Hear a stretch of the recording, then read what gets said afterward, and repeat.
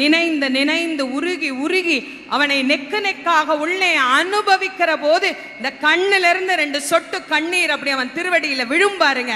அப்போ நீங்க சொல்றதுக்கு முருகன் செவி சாய்ப்பார். அப்பதான் நீங்க முருகனை கும்பிடுறீங்க.